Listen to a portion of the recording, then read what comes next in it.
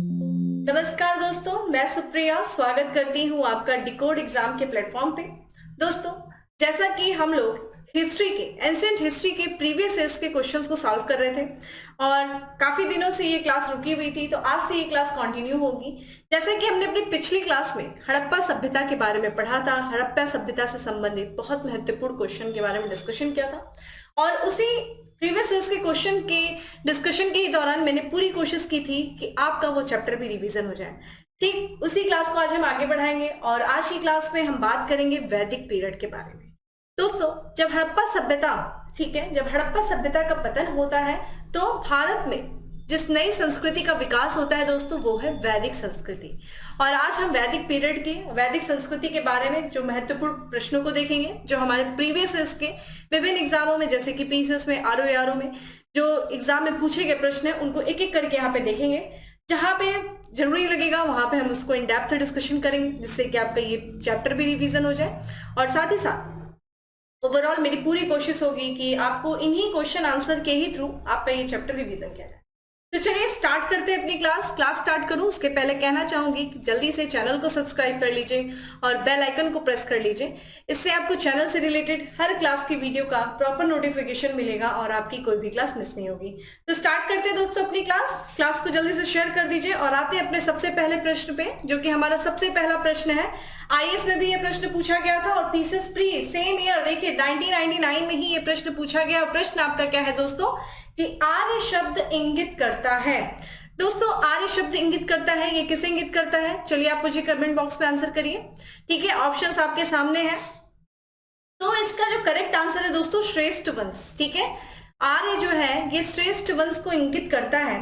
और जैसा कि हम बात करें दोस्तों आर्य शब्द, ठीक है, इसके बारे में जो हमारा ऋग्वेद है, देखिए हम वैदिक सभ्यता के बारे में थोड़ा सा डिस्कशन कर लेते हैं। देखिए वैदिक संस्कृति है दोस्तों, जो वैदिक संस्कृति है इसके बारे में हम बात करें दोस्तों, तो देखिए वैदिक जो शब्द है, सबसे पर्टिकुलर शब्द तो ये है वैदिक। वैदिक शब्द दोस्तों संस्कृत शब्द है। ठीक है, संस्कृत शब्द है जिसका कौन सा शब्द है? वेद। और वेद से ही बना है वैदिक, और जिसका मतलब होता है ज्ञान। ठीक है, तो वेद से बना है दोस्तों वैदिक, और ये वैदिक संस्कृति जो कि ज्ञान पर आधारित संस्कृति है। ठीक है, इसके बारे में जो हमें जानकारी मिलती है वो 4 वेदों के आधार पे मिलती है। ठीक है, 4 वेद जैसा कि आप जानते हैं, ऋग्वेद, सामवेद, यजुर्वेद और अथर्ववेद। इन्हीं 4 वेदों के आधार पे हमें वैदिक संस्कृति के बारे में मिलता चलता है। और चूंकि माना यह जाता है कि वैदिक संस्कृति के जो ठीक है स्थापना जिसके द्वारा की गई थी वो आर्यों के द्वारा की गई थी। और ये आर्य कौन थे दोस्तों? आर्य एक श्रेष्ठ ठीक है वंश था, जिसे हम श्रेष्ठ वंश कहते हैं। ठीक है, तो एक तरीके से ये संस्कृत भाषा में बोले जाने वाला ये भी शब्द है आर्य।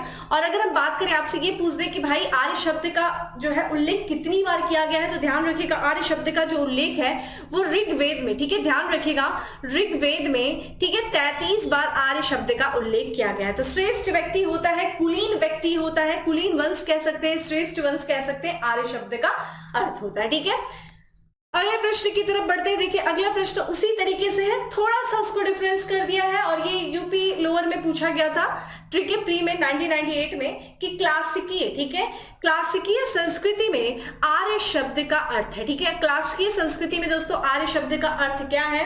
तो ऑप्शंस आप देख रहे हैं और मैंने इसके बारे में पहले ही बता दिया कि कुलीन व्यक्ति, श्रेष्ठ व्यक्ति, या फिर जिसे हम कह सकते हैं उत्तम व्यक्ति। ठीक है, उत्तम व्यक्ति मतलब आर्य।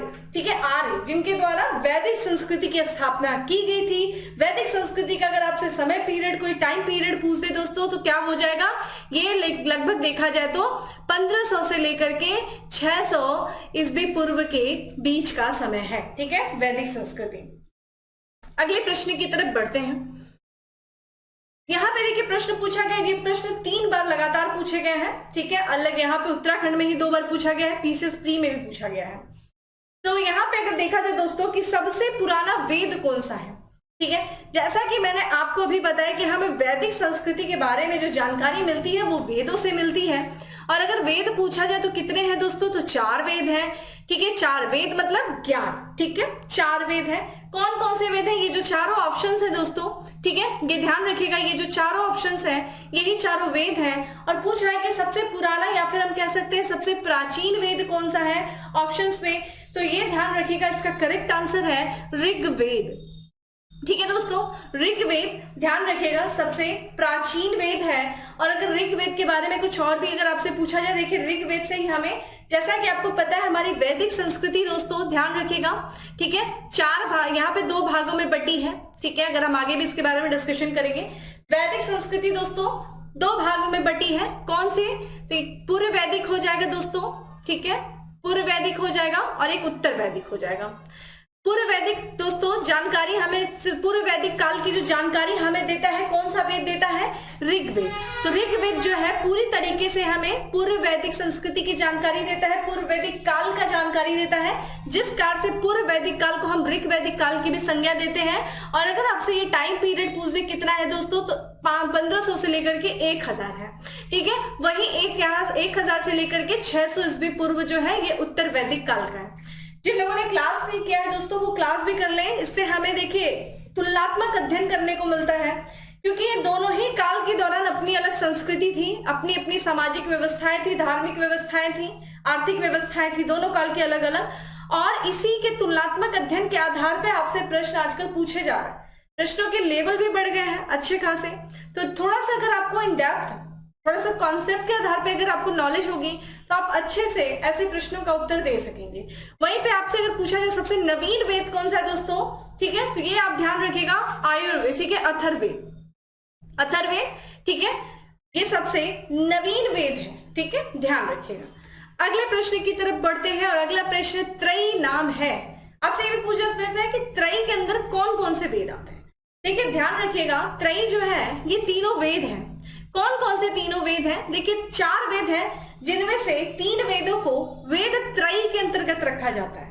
और ये वेद त्रयी कौन से हैं दोस्तों? जिनकी, ठीक है, समान एक तरीके से आप देख सकते हैं, जिनकी जो विषय है, विषय वस्तु समान है। और ये कौन कौन से वेद हैं आप ध्यान रखिएगा, ऋग्वेद, ठीक है, ऋग्वेद, ठीक है, यजुर्वेद, ये और साथ ही साथ सामवेद। सामवेद जो है, इन तीनों का विषय वस्तु समान है, क्योंकि अगर आप इसमें देखेंगे तो इसमें क्या है, ऋचाएं हैं, प्रार्थनाएं दी हुई हैं, ठीक है, यज्ञ से संबंधित कर्मकांड के बारे में बात किया गया है। और क्या किया गया, गायन संबंधी, ठीक है, यानी कि प्रार्थना जो आप करते हैं उसको किस सुर में गाते हैं, ये सारे जो है बातें इन 3 वेदों में की गई हैं। एक चौथा वेद है जो कि वेद त्रयी से बाहर रखने का कारण ये है, क्योंकि वो चौथा वेद कौन सा है, अथर्ववेद है दोस्तों। अथर्ववेद का जो विषय है वो बिल्कुल अलग है, ठीक है, अथर्ववेद, क्योंकि इसमें अगर हम बात करें, इसमें देखिए जादू टोना के बारे में बात किया गया है। सबसे पहले औषधि के बारे में जो जानकारी दी गई है वो अथर्ववेद में दिया गया है।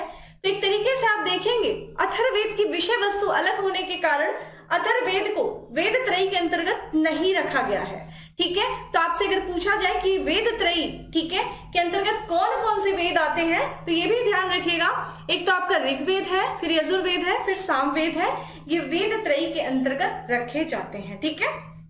और एक तरीके से अगर आप इन 4 वेदों को देख लें, तो इन 4 वेदों को सम्मिलित रूप से क्या कहा जाता है दोस्तों, संहिता कहा जाता है, ये भी ध्यान रखिएगा। 3 वेदों को एक साथ वेद त्रयी कहा जाता है, और इन 4 वेदों को एक साथ मिला दिया जाए तो इन्हें संहिता कहा जाता है, ठीक है। अगले प्रश्न की तरफ बढ़ते हैं। अगला प्रश्न है कि किस वैदिक ग्रंथ में वर्ण शब्द का सर्वप्रथम नामोल्लेख मिलता है, ठीक है। तो देखिए यहाँ पे आपको किस वैदिक ग्रंथ में पूछ रहा है वर्ण शब्द का, ठीक है। देखिए अगर आप देखेंगे दोस्तों वर्ण शब्द, और जिन लोगों ने फ्री के वैदिक संस्कृति की क्लास की होगी उन्हें अच्छी तरीके से पता होगा वर्ण व्यवस्था के बारे में, ठीक है। चलिए इसके बारे में पहले हम आंसर ही कर लेते हैं। देखिए ऋग्वेद में मिलता है, ठीक है, ऋग्वेद में जो है वर्ण शब्द का सर्वप्रथम हमें नामोल्लेख देखने को मिलता है। ऋग्वेद में किस तरीके से दोस्तों, देखिए ऋग्वेद जो है इसमें कुछ महत्वपूर्ण बातें जानने लायक हैं, जैसे कि सबसे पहले ध्यान रखिएगा इसमें कितने, ठीक है, यहाँ पे ध्यान रखिएगा, यहाँ पे 10 मंडल है, ठीक है, ऋग्वेद में 10 मंडल है, 1028 सूक्त है, ठीक है, यानी कि प्रार्थना है। देखिए हर मंडल में कुछ विशेष बातें की गई हैं। अगर हम बात करें ऋग्वेद का जो 10वां मंडल है, ठीक है दोस्तों, 10वां मंडल, 10 मंडल है, और 10वें मंडल की बात करें दोस्तों तो उसमें कुछ सूक्त दिए हुए हैं, जैसे कि उसमें पुरुष सूक्त दिया हुआ है। कौन कौन से सूक्त दिए हुए, याद ध्यान रखिएगा, पुरुष सूक्त दिया हुआ है, ठीक है, नदी सूक्त दिया हुआ है, ठीक है, नदी सूक्त दिया हुआ है, और विवाह सूक्त दिया हुआ है। अगर हम बात करें पुरुष सूक्त में दोस्तों, ठीक है, पुरुष सूक्त में जो 10वें मंडल का पुरुष सूक्त है दोस्तों, उसमें हमें वर्ण व्यवस्था के बारे में जानकारी मिलती है। ठीक है, वर्ण व्यवस्था में, ठीक है, यानी कि यहाँ पे ये बताया जाता है कि 4 वर्णों की उत्पत्ति होती है दोस्तों, किसमें, एक विराट पुरुष के द्वारा। ठीक है, 10वें मंडल के पुरुष सूक्त में ये कहा गया है कि एक विराट पुरुष है और इस विराट पुरुष के द्वारा 4 वर्णों की उत्पत्ति होती है। और ये 4 वर्ण के कहां से, तो विराट पुरुष जो पुरुष है उसके मुख से ब्राह्मण की, भुजाओं से क्षत्रिय की, ठीक है, उदर से वैश्य की और पैरों से, ठीक है, शूद्र की उत्पत्ति होती है। देखिए ध्यान रखिएगा, आपसे ये भी पूछा जा सकता है कि वर्ण व्यवस्था किस पर आधारित थी, जन्म आधारित थी या फिर कर्म आधारित थी। तो ध्यान रखिएगा पूर्व वैदिक काल में, यानी कि जब हम ऋग वैदिक काल के बारे में बात करते हैं, जैसा कि मैंने आपको पहले भी बताया कि वैदिक संस्कृति 2 भागों में बटी है। कौन से 2 भाग है दोस्तों, एक तो आपका पूर्व वैदिक है, फिर अगर हम बात करें उत्तर वैदिक है। तो पूर्व वैदिक काल में जो वर्ण व्यवस्था थी दोस्तों वो कर्म आधारित थी। ठीक है, कर्म के आधार पे आपका वर्ण का निर्धारण होता था, लेकिन आगे चल करके ये वर्ण व्यवस्था थोड़ा कठोर हुई। ठीक है, फिर ये आगे चल करके जन्म आधारित हो जाती है, यानी कि जिस भी वर्ण में आपका जन्म हुआ है वही आपका वर्ण होगा। ये बात कही गई है किसमें दोस्तों, पुरुष सूक्त के, ठीक है, 10वें, यानी कि जो 10वें मंडल के पुरुष सूक्त में ये बात कही गई है। तो ये आप यहाँ पे ध्यान रखिएगा कहां से किसकी उत्पत्ति के विषय में ये बात की गई है। इसी तरीके से हम आगे भी बात करेंगे कि कौन से मंडल में क्या क्या बातें की गई हैं। सबसे इंपॉर्टेंट अगर बात किया जाए तीसरा मंडल है, ठीक है, जिसमें तीसरे मंडल में देखिए यहाँ पे विश्वामित्र जी के द्वारा जो गायत्री मंत्र लिखा गया है उनके बारे में। 7वां मंडल पूछता है आपसे दशरथ युद्ध के बारे में। 9वां मंडल पूछता है दोस्तों जिसमें हम सोम रस के बारे में बात करते हैं। तो ये सारी चीजें जो है यहाँ पे बात की गई हैं। अगले प्रश्न की तरफ बढ़ते हैं। वर्ण व्यवस्था से संबंधित पुरुष सूक्त मूलतः पाया जाता है। देखिए जो अभी मैंने एक्सप्लेन किया वही यहाँ पे प्रश्न आपसे पूछ दिया गया कि पुरुष सूक्त। अभी जब बात कर ली है तो डायरेक्ट आंसर पे चलते हैं। देखिए ऋग्वेद में, ठीक है, ऋग्वेद के 10वें मंडल में दोस्तों पुरुष सूक्त का उल्लेख है और पुरुष सूक्त में ही 4 वर्ण व्यवस्थाओं के बारे में उल्लेख किया गया। तो वर्ण व्यवस्था का उल्लेख जो किया गया है इसी पुरुष सूक्त में किया गया है। ठीक है, चलिए यहाँ पे मिलाने के लिए आया है। हम बात करेंगे दोस्तों, ये यहाँ पे 4 वेद एक तरफ दिए हुए हैं और 4 वेद की विषय वस्तु क्या है वो एक तरफ दिया गया है और ये आपको मैच द फॉलोइंग यानी कि मिलाना है। ठीक है, तो यहाँ पे आप देख सकते हैं सबसे पहला जो वेद दिया है दोस्तों अथर्ववेद, जो कि मैंने आपको बताया अथर्ववेद जो कि सबसे नवीन वेद है और इसमें किसके बारे में सबसे पहले जानकारी मिलती है। तो ध्यान रखिएगा औषधियों से संबंधित जो है जानकारी हमें सबसे पहले अथर्ववेद से मिलती है। वही हमने बात क्या देखा जाए दोस्तों, ऋग्वेद में जैसा कि हमने बात क्या ऋचाएं दी है, यानी कि ईश्वर के सामने जो आप प्रार्थना करते हैं वो प्रार्थना किसमें दिया गया है, ऋग्वेद में दिया गया है। तो यहाँ पे आप बात कर सकते हैं दोस्तों किसके बारे में, ईश्वरीय महिमा के बारे में। ठीक है, तो बी का क्या हो जाएगा, ए हो जाएगा। वही आपसे बात किया जा रहा है यजुर्वेद की। दोस्तों यजुर्वेद में कर्म कांड के बारे में बताया गया है। आप लोग पूजा करते होंगे, पूजा के दौरान हवन यज्ञ वगैरह करते होंगे, यज्ञ करते हैं तो यज्ञ के दौरान बहुत से लोग बलिदान भी करते, बलि भी चढ़ाते हैं। ठीक है, बहुत से लोग यज्ञ की जो विधियां होती है यानी कि जो कर्मकांड होता है जो यज्ञ के दौरान किया जाता है, जब आप भगवान की स्तुति करते हैं, प्रार्थना करते हैं, उस प्रार्थना के दौरान जो आपका क्रियात्मक पक्ष रहता है यानी कि जो आप कर्म कांड कर रहे होते हैं उसका उल्लेख हमें यजुर्वेद में देखने को मिलता है। किसमें देखने को मिलता है, यजुर्वेद में, यानी कि बलिदान संबंधी जो विधियां हैं वो यजुर्वेद में देखने को मिलती है। अब बात करते हैं सामवेद। साम का मतलब ही होता है गायन, यानी कि वो वेद जिसमें गायन का उल्लेख है। ठीक है, जो आप गीत गाते हैं ईश्वर के सामने। और ध्यान रखिएगा भारतीय संस्कृति का जनक भी, जो भारतीय संगीत का जो जनक माना जाता है वो सामवेद ही माना जाता है। और सामवेद यानी कि यहाँ पे क्या आ जाएगा दोस्तों 4। तो इस तरीके से अगर आप आंसर मिलाएं तो क्या हो जाएगा दोस्तों 3, 2, 1, 4। तो कहीं है ऑप्शन में, बिल्कुल है भाई। यहाँ पे अगर आप देखें अथर्ववेद के तो यहाँ पे 3, 1, ठीक है, यहाँ पे जो करेक्ट आंसर है वो हो जाएगा दोस्तों आपका ए। ठीक है, करेक्ट आंसर इज ए। 3, 1, 2, 4 जो है ये इसका करेक्ट आंसर है। चलिए अगले प्रश्न की तरफ बढ़ते हैं। अगला प्रश्न अगेन जो है दोस्तों उसी से संबंधित है, बस उसको थोड़ा सा घुमा फिरा के कर दिया है। हम डायरेक्ट उस पे चलते हैं। ऑप्शन पे देखिए ऋग्वेद किससे संबंधित है दोस्तों, स्रोत और प्रार्थना है। ठीक है, ध्यान रखिएगा यहाँ पे प्रार्थना है तो इसका करेक्ट जो देखिएगा ध्यान रखिएगा, इसका करेक्ट जो आंसर हो यहाँ पे ऑप्शन है 4। स्रोत भी दिया, प्रार्थना भी दिया है। ठीक है। यजुर्वेद के बारे में दोस्तों बात करें तो यहाँ पे ध्यान रखिएगा बी ऑप्शन होगा, इसका बी का 2 ही होगा। सामवेद, जैसा कि मैंने अभी बताया, भारतीय संगीत का जनक माना जाता है सामवेद, तो इसका करेक्ट आंसर संगीतमय स्रोत है। अथर्ववेद के बारे में मैंने आपको पहले ही बताया था, क्या था दोस्तों, जादू टोना वशीकरण, औषधियों के बारे में जानकारी, तो तंत्र मंत्र वशीकरण, ये सब किसमें दिया गया है जानकारी दोस्तों, किसमें, अथर्ववेद में। तो इसका करेक्ट आंसर क्या हो जाएगा, 4213। कहीं हमें ऑप्शन देखने को मिल रहा है, बिल्कुल, तो हमें आंसर जो देखने को मिल रहा है वो ऑप्शन ए है दोस्तों, 4213 जो है वो ऑप्शन है। अगले प्रश्न की तरफ बढ़ते हैं। ज्यादा हमें देखिए, यहाँ पे मैं आपसे ये भी कहना चाहूंगी कि क्वेश्चन तो सॉल्व करिए, साथ ही साथ आप अपना जो है सब्जेक्ट भी अच्छा से स्ट्रॉन्ग रहे, एंशिएंट हिस्ट्री में। देखिए यहाँ से प्रश्न आपके एग्जाम में पूछे ही जाते हैं। प्रीवियस ईयर के क्वेश्चंस लगाने का रीजन ही यही है दोस्तों, एक तरीके से आपको पता चले कि किस तरीके से प्रश्न पूछे जाते हैं, और देखिए कई बार रिपीट कर दिए जाते हैं प्रश्न, तो इसलिए ध्यान रखिए, इसको अच्छे से इस क्लास को अटेंड करिए। मैं उम्मीद पूरी तरीके से आपको श्योरिटी देती हूँ कि ये क्लास आपको बहुत हेल्प करेगी आपके आने वाले एग्जाम के लिए। प्रश्नों पे आते हैं। प्रश्न है हमारा कि निम्नलिखित, इसको करेक्ट कर लीजिएगा, निम्नलिखित नहीं है ये निम्नलिखित है, ठीक है, इसको करेक्ट कर लीजिएगा। निम्नलिखित 4 वेदों में से किस एक में जादुई माया और वशीकरण का वर्णन है। देखिए अगेन वही प्रश्न आ गया दोस्तों, ठीक है, तो देखिए ध्यान रखिएगा, इसका करेक्ट आंसर है क्या है दोस्तों, अथर्ववेद। और अथर्ववेद के बारे में हमने क्या बताया था, अथर्ववेद दोस्तों ये सबसे नवीन वेद है दोस्तों, ठीक है, और ये क्या है, वेद त्रयी से बाहर है, ठीक है, वेद त्रयी से बाहर है। अथर्ववेद सबसे नवीन वेद है, इसके बारे में हम लोगों ने जानकारी ली थी, ठीक है। अगर आपसे पूछे भाई इसमें मंत्रों की संख्या कितनी है दोस्तों, अथर्ववेद में मंत्रों की संख्या कितनी है, ठीक है, तो कितनी है दोस्तों, 6000 है। अगर आपसे सूक्त पूछ ले दोस्तों कितना है दोस्तों, तो यहाँ पे ध्यान रखिएगा 731 सूक्त है, ठीक है। अगले प्रश्न की बात करते हैं। ऋग्वेद में कितनी ऋचाएं हैं, ऋचाएं यानी कि प्रार्थनाएं हैं, ठीक है, तो आपसे ये पूछा जा रहा है ऋग्वेद में दोस्तों कितनी ऋचाएं हैं, तो यहाँ पे अगर हम ऑप्शंस के हिसाब से चले दोस्तों तो 1028 जो है वो ध्यान रखेगा ऋचाएं हैं। तो अगर हम बात करें इसका करेक्ट आंसर क्या हो जाएगा दोस्तों, माफ करिएगा यहाँ पे दोस्तों इसका जो करेक्ट आंसर इसमें नहीं दिया हुआ है। ऋचाओं के बारे में बात कर, देखिए जो करेक्ट आंसर अगर हम बात करें बुक के हिसाब से जो अभी तक आयोग ने माना है वो यहाँ पे 10,552 ऋचाएं हैं, और यहाँ पे कितना है, ये 1028 सूक्त है, ठीक है, ऋचाएं। तो ऋचाएं कितनी है दोस्तों, ये जो आयोग ने माना है वो 10,552 है। यहाँ पे देखिए इसमें कोई भी ऑप्शन ऐसा नहीं है, तो ये ध्यान रखिएगा, इसको करेक्ट कर लीजिएगा, ये थोड़ा सा विवादित प्रश्न है, और इस पे जो है 1028 सूक्त है ऋग्वेद में, ठीक है। अगला प्रश्न है ऋग्वेद क्या है, स्रोतों का संकलन है, कथाओं का संकलन है, शब्दों का संकलन है, या फिर युद्ध का संग्रह।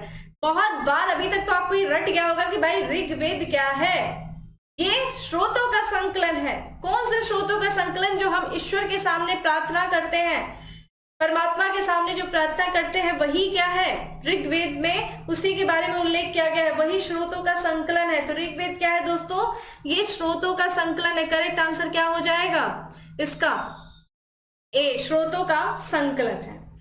अगले प्रश्न की तरफ बढ़ते हैं। अगला प्रश्न है, देखिए दोस्तों यहाँ पे देखिए एक तरफ आपको क्या दिया हुआ है दोस्तों, ऋग्वेद दिया हुआ है, दूसरी तरफ अगर आप देखेंगे तो यहाँ पे ऋग्वेद का, ठीक है, यहाँ पे ब्राह्मण ग्रंथ दिए हुए हैं, ठीक है।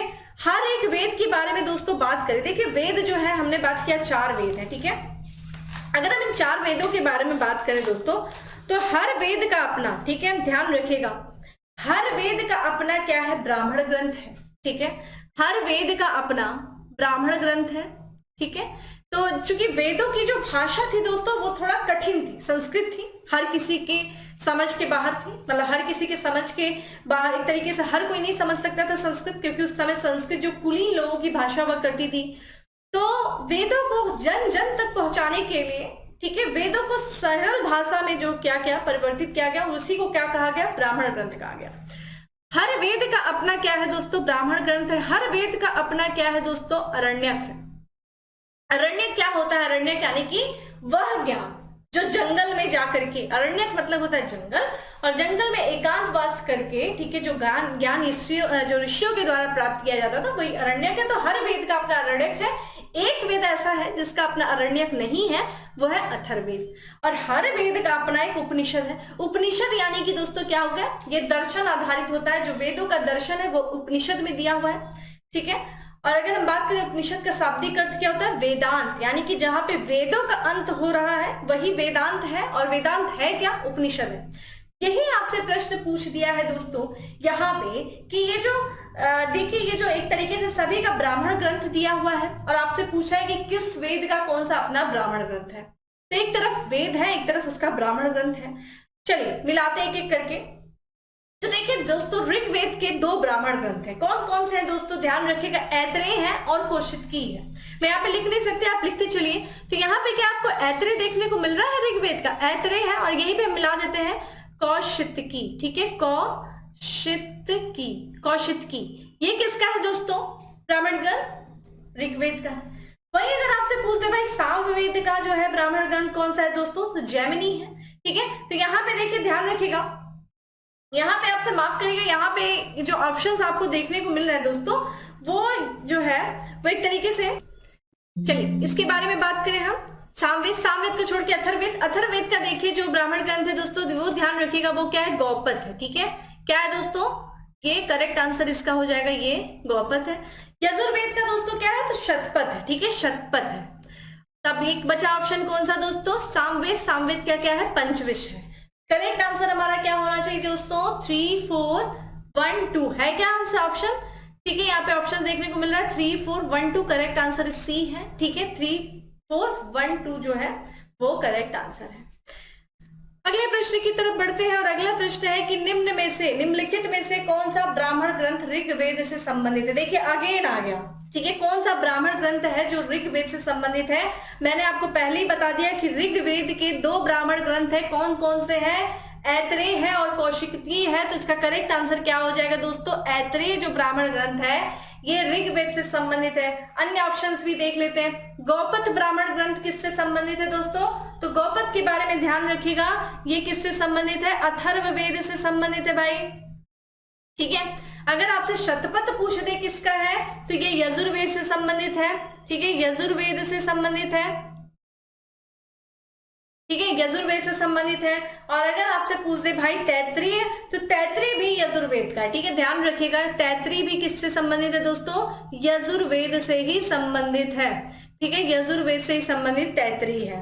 तो यहाँ पे देखिए तैत्रीय भी है यजुर्वेद का, शतपथ भी है और मैत्रेयी भी। अगर आपसे पूछ दे भाई मैत्रेयी किसका है, तो मैत्रेयी भी जो है वो भी किससे संबंधित है, वो भी आपका यजुर्वेद से ही संबंधित है, ठीक है। और एक बचता है किसके बारे में हम बात कर सकते हैं दोस्तों, देखिए जैमिनी भी बात करें दोस्तों, जैमिनी भी किसका है, ये किसका, पंचविश हो गया, जैमिनी हो गया, ये सामवेद का है, ठीक है। ये सब लिख लीजिए, पॉइंट्स है। अगले प्रश्न की तरफ बढ़ते हैं। अगला प्रश्न है कि गौपथ ब्राह्मण संबंधित है। देखिए फिर से वही क्वेश्चन रिपीट हो रहा है। जो आप प्रश्न पढ़ते हैं वो तो ठीक है, अगले एग्जाम में हो सकता है ऑप्शन से रिलेटेड क्वेश्चन आ जाए, तो जो आपके विकल्प एग्जाम में दिए रहते हैं ना, उनको भी ध्यान से पढ़ा करिए, ठीक है। तो जैसे यहाँ पे गौपथ ब्राह्मण आ गया, तो गौपथ ब्राह्मण किससे संबंधित है, बार बार मैंने आपको बताया, इसके बारे में बहुत इन डेप्थ नहीं जाएंगे। इसका करेक्ट आंसर क्या है दोस्तों, सी है, ठीक है। कौन सा है दोस्तों, अथर्ववेद। अथर्ववेद का ब्राह्मण ग्रंथ क्या है दोस्तों, गौपथ। अगले प्रश्न की तरफ बढ़ते हैं। अगला प्रश्न है कि ऋग्वेद का कौन सा मंडल पूर्णतः सोम को समर्पित है। चलिए आ जाते हैं, तो हम मंडल के बारे में बात कर लेते हैं। चलिए देखिए यहाँ पे अगर हम बात करें दोस्तों ऋग्वेद का, ठीक है, ऋग्वेद के बारे में जो बात किया जाए, तो ऋग्वेद में दोस्तों ध्यान रखिएगा कितने मंडल हैं दोस्तों, 10 मंडल हैं, ठीक है, 10 मंडल। और हर मंडल की बात करें दोस्तों तो वो किसी न किसी से बारे में वो समर्पित है, या फिर किसी न किसी चीजों से वो संबंधित व्याख्या उसमें की गई है। देखिए 10 मंडल में अगर आपसे बात किया जाए दोस्तों, तो 10 मंडल में 2 से लेकर के जो 7 मंडल हैं, ठीक है, ध्यान रखिएगा 2 से लेकर के 7 मंडल, इन्हें हम किस नाम से जानते हैं, ये भी आपसे एग्जाम में पूछा गया है। इन्हें हम जानते हैं वंश मंडल के नाम से, ठीक है, वंश मंडल कह सकते हैं इन्हें हम, या फिर हम गोत्र मंडल के भी नाम से जानते हैं दोस्तों, ठीक है, या फिर इसी को हम क्या कह सकते हैं, ऋषि मंडल। ये सबसे प्राचीन मंडल है। 10 मंडल में 2 से लेकर के 5 मंडल सबसे प्राचीन मंडल है, जिसे हम वंश मंडल, गोत्र मंडल या फिर ऋषि मंडल के नाम से जानते हैं। कारण क्या है इसे वंश या ऋषि मंडल कहना, क्योंकि ये माना जाता है कि इन मंडलों के जो बारे में व्याख्या की गई थी दोस्तों, वो किसी एक ही ऋषि के वंश के द्वारा किया गया था। ठीक है, इस कारण से इसे ये माना जाता है कि इनकी रचनाएं चूंकि किसी एक ही ऋषि के वंश के द्वारा किया गया था, इसलिए इसको वंश मंडल कहते हैं। बाकी जो मंडल है वो बाद में जोड़े गए थे। चूंकि पूछ रहा है यहाँ पे सोम मंडल किसको समर्पित है दोस्तों, तो 7वां मंडल जो है, ठीक है, माफ करिएगा, जो 9वां मंडल है, ठीक है, करेक्ट आंसर इज, ठीक है, सी जो है 9वें मंडल की दोस्तों बात किया जाए तो ये कौन से समय इसमें क्या बातें किया गया, सोम रस के बारे में, सोम को समर्पित है। सोम देखिए एक रस होता था जो भगवान इंद्र के द्वारा जो है रसपान किया जाता था। सोम रस का बहुत ज्यादा भगवान इंद्र जो है उसका रसपान करते थे। आपसे एग्जाम में ये भी पूछा गया कि ये सोम रस कहाँ पाया जाता था, तो हिंदुकुश पहाड़ियों में एक पर्वत है, ठीक है, मूजवंत। कौन सा दोस्तों, मूजवंत। तो मूजवंत की पहाड़ियों में जो है ये सोम रस पाया जाता था। 10वां मंडल आपसे पूछ दे भाई, 10वां मंडल मैंने आपको ऑलरेडी बताया। 10वें मंडल में 3 सूक्त के बारे में बात किया गया है, नदी सूक्त, पुरुष सूक्त, विवाह सूक्त। नदियों का उल्लेख मिलता है बहुत ज्यादा, हमें 33 नदियों का उल्लेख हमें मिलता है, जिसमें से 25 नदियों का उल्लेख तो हमें ऋग्वेद से ही मिलता है। बाकी अगर हम बात करें पुरुष सूक्त में हमें वर्ण व्यवस्था के बारे में जानकारी देता है। यहाँ में देखिए एक और मंडल है 7वां मंडल। 7वां मंडल जो कि ध्यान रखिएगा दोस्तों, ये परुसणी नदी के तट पे जो 10 राग युद्ध हुआ था, ठीक है, भरत जो वंश था, भरत कबीला का जो 10 राजाओं के साथ युद्ध हुआ था, ठीक है, परुसणी जिसे हम वर्तमान में रावी नदी कहते हैं, रावी नदी के तट पे लड़ा गया युद्ध है 10 राग युद्ध, उसका उल्लेख हमें 7वें मंडल में मिलता है। ठीक है, अगले प्रश्न की तरफ चलते हैं। देखिए फिर आगे यज्ञ संबंधी विधि विधानों का पता चलता है। यज्ञ संबंधी जो कर्मकांड थे, ठीक है, ये किसमें है, बार बार मैंने आपको अच्छे से एक्सप्लेन किया कि भगवान के सामने प्रार्थना कर रहे हैं, वो प्रार्थना क्या कर रहे हैं, वो बात की गई है ऋग्वेद में।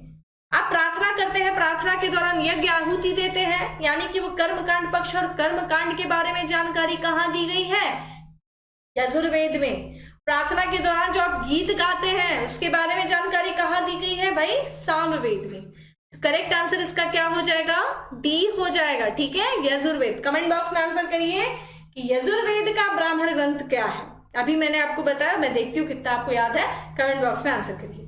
अगला है, निम्नलिखित में से किसका संकलन ऋग्वेद पर आधारित है, यानी कि जो ऋग्वेद में जो ऋचाएं दी गई हैं उन बहुत सारी ऋचाओं के आधार पे इस वेद का वर्णन, इस वेद का एक तरीके से रचना की गई है।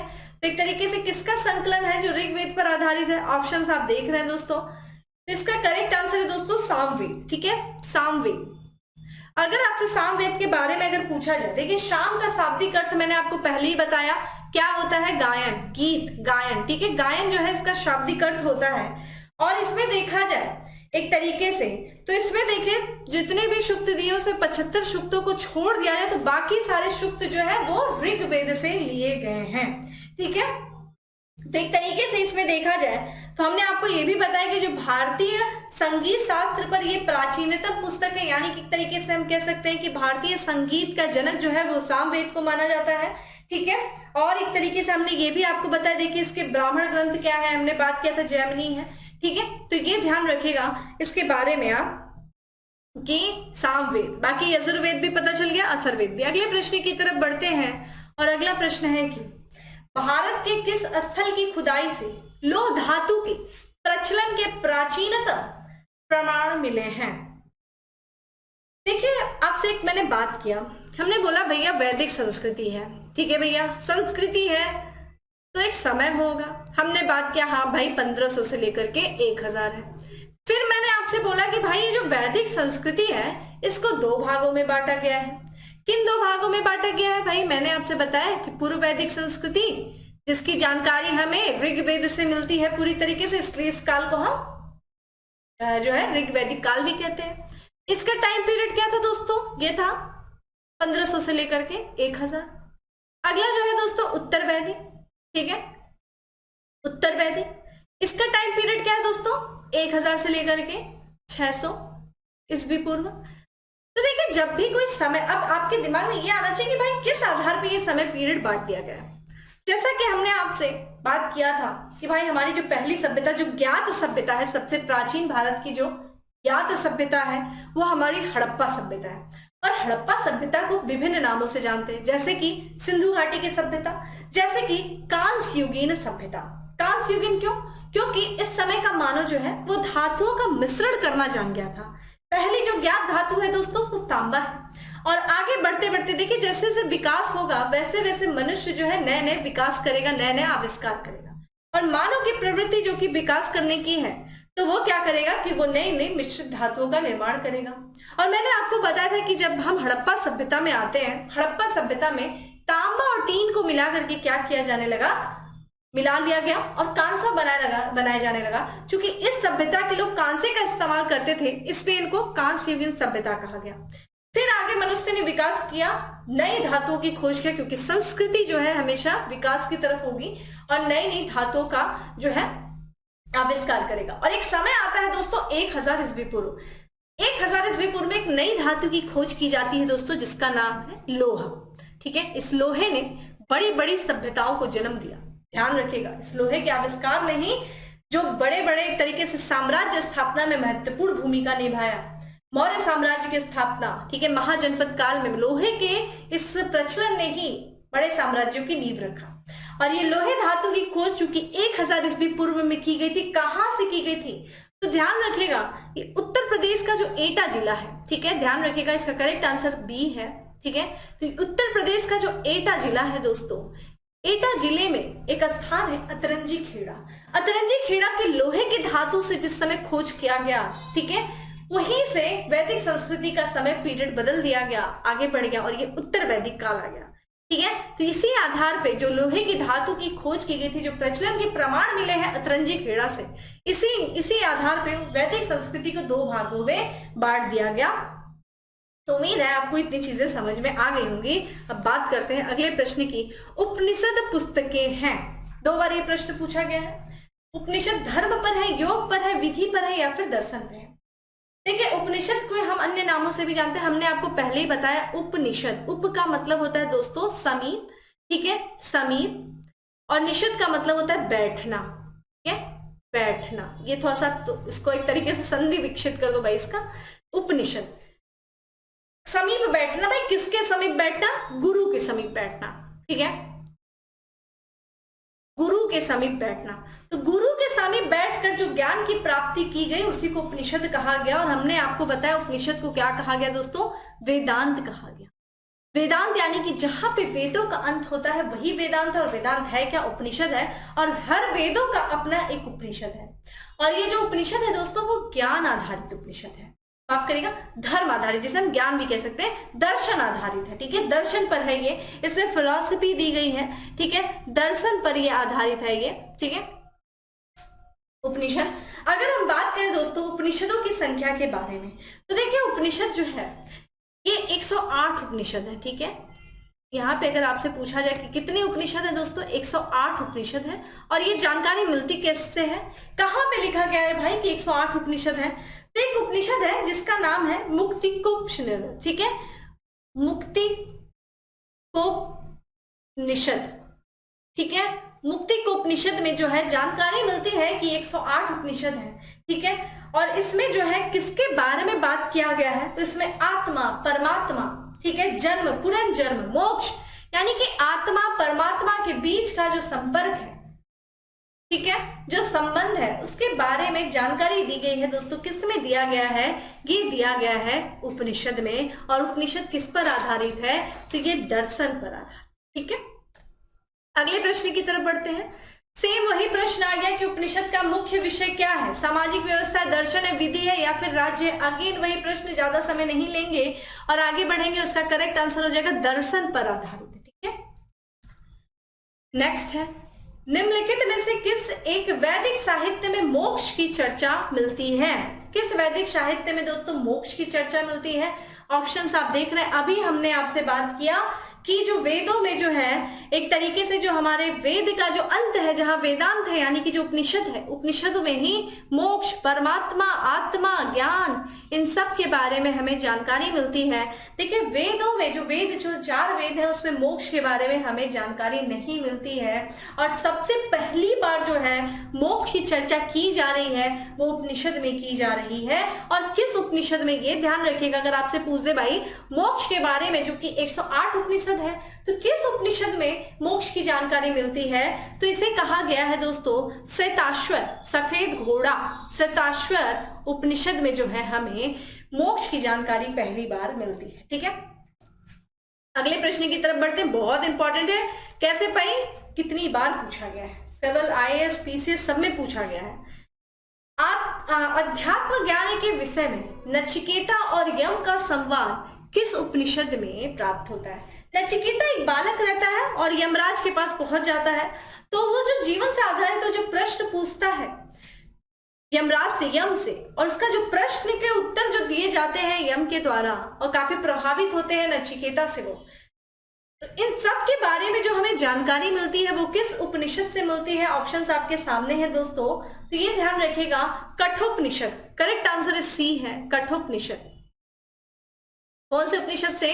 कठोपनिषद से हमें यम नचिकेता के बारे में जो संवाद है उसके बारे में जानकारी मिलती है। यहाँ पे कुछ और भी जो है उपनिषद है, देखिए यहाँ पे बृहदारण्यक उपनिषद है। ठीक है, अगर आपसे पूछा जाए, देखिए गार्गी और ठीक है याज्ञवल्क, जो याज्ञवल्क ऋषि थे दोस्तों, याज्ञवल्क ऋषि, याज्ञ, ठीक है, वल्क के जो ऋषि थे प्लस गार्गी, अगर आपसे पूछा जाए याज्ञवल्क ऋषि और गार्गी का संवाद किसमें मिलता है, तो बृहदारण्यक उपनिषद। और ध्यान रखिएगा बृहदारण्यक उपनिषद है ये सबसे बड़ा उपनिषद है। ठीक है, बृहद से नाम ध्यान रखिएगा, बृहदारण्यक सबसे बड़ा उपनिषद है और सबसे प्राचीन उपनिषद है। अगर आपसे पूछा जाए सबसे प्राचीन उपनिषद, यहाँ पे देखिए छांदोग्य उपनिषद दिया हुआ है, देखिए छांदोग्य उपनिषद भी दिया, ये भी देख लीजिए। तो आपको पता है हमारे जो है 4 आश्रम के बारे में आपको उल्लेख मिलता है। कौन कौन से भाई? ब्रह्मचर्य है, गृहस्थ है, फिर सन्यास है, ठीक है, और वामप्रस्थ है, फिर सन्यास आश्रम है। तो अगर आपसे पूछ दिया जाए भाई कि ये जो 4 आश्रम है इनके बारे में हमें जानकारी कहाँ से मिलती है, तो ध्यान रखिएगा जो 3 आश्रम है, कौन कौन से, जो प्रारंभ की 3 आश्रम है यानी कि ब्रह्मचर्य, ठीक है, और फिर गृहस्थ और फिर वानप्रस्थ, इन तीनों बारे में जो जानकारी हमें देता है वो 3 आश्रमों की जानकारी हमें देता है आश्रम, वो है छांदोग्य उपनिषद। ठीक है, छांदोग्य उपनिषद में हमें 3 आश्रम की जानकारी मिलती है, ये ध्यान रखिएगा। और इतना ही नहीं दोस्तों, छांदोग्य उपनिषद से और भी सारी जानकारी मिलती है। छांदोग्य उपनिषद देखिए, अभी मैंने ये बता दिया बृहदारण्यक उपनिषद सबसे प्राचीन है, नहीं, ध्यान रखिएगा सबसे जो प्राचीन उपनिषद है दोस्तों ये है, सबसे प्राचीन उपनिषद छांदोग्य उपनिषद है। और अगर आपसे पूछा जाए भाई इसमें देवकी पुत्र कृष्ण का उल्लेख है, छांदोग्य उपनिषद में देवकी पुत्र कृष्ण का उल्लेख हमें छांदोग्य उपनिषद में मिलता है। ठीक है, हमने ये भी बताया कि 3 जो आश्रम का उल्लेख हमें पहली बार छांदोग्य उपनिषद में मिलता है। तो भाई आपके प्रश्न दिमाग में ये भी आना चाहिए कि चौथे का उल्लेख कहाँ मिलता है, तो एक उपनिषद है दोस्तों जिसका नाम है जबाल उपनिषद। ध्यान रखिएगा क्या नाम है दोस्तों, यहाँ पे जबालो उपनिषद। ठीक है, कौन सा? जबालो। ठीक है, लिख सकते हैं आप लोग, जबालो उपनिषद। जबालो उपनिषद में दोस्तों चौथा जो कि संन्यास आश्रम है उसका उल्लेख हमें मिलता है, बाकी के बारे में आप यहाँ पे देख सकते हैं। ठीक है, तो ये कुछ उपनिषद से जिनके बारे में हम लोगों ने डिटेल देखा। अब बात करते हैं अगले प्रश्न की। अगला प्रश्न है कि उपनिषद काल के राजा अश्वपति शासक थे, कहाँ के शासक थे? ठीक है, अश्वपति। तो ये उपनिषद काल के राजा थे अश्वपति, और अश्वपति की दोस्तों बात करें तो ये कैकेयी के थे, कैकेयी के। ऑप्शन अगर बी करेक्ट है, कैकेयी।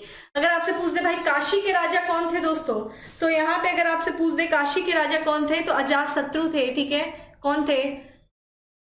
अजात शत्रु थे। ठीक है, अगर आपसे पूछ दे भाई पांचाल के राजा कौन थे, अगर आपसे पूछ दिया जाए तो ये है, ठीक है, प्रवाण। कौन से दोस्तों? यहाँ पे प्रवाण जो हर जावी। ठीक है, और अगर आपसे पूछ दे कि विदेह के राजा कौन थे, तो विदेह के राजा जनक थे। ठीक है, राजा जनक। ये कुछ इंपॉर्टेंट जो है शासक थे उपनिषद काल के दौरान, ये ध्यान रखिएगा। अगले प्रश्न की तरफ बढ़ते हैं। अगला प्रश्न है कि निम्नलिखित में से वैदिक साहित्य का सही क्रम कौन सा? देखिए हमने आपसे पहले ही बताया कि हर वेद का अपना क्या है, अरण्यक है, हर वेद का अपना ब्राह्मण है, हर वेद का अपना उपनिषद है, और यही सीक्वेंस भी है। सबसे पहले वैदिक साहित्य आता है, ठीक है, फिर अरण्यक आता है, फिर ब्राह्मण, माफ करिएगा, सबसे पहले वैदिक साहित्य आता है, फिर ब्राह्मण आता है। ये करेक्ट आंसर ये नहीं होगा, ए होगा। वैदिक साहित्य आता है, फिर ब्राह्मण आता है, फिर अरण्यक आता है, फिर उपनिषद आता है। हर वेद का अपना क्या है, ब्राह्मण ग्रंथ है, हर वेद का अपना अरण्यक है, एक को छोड़ करके। भाई किस वेद का अपना अरण्यक नहीं है, तो वो है अथर्ववेद। अथर्ववेद का कोई भी अरण्यक नहीं है। फिर आता है उपनिषद, ये ध्यान रखिएगा, ठीक है। चलिए भाई अगले प्रश्न की तरफ बढ़ते हैं।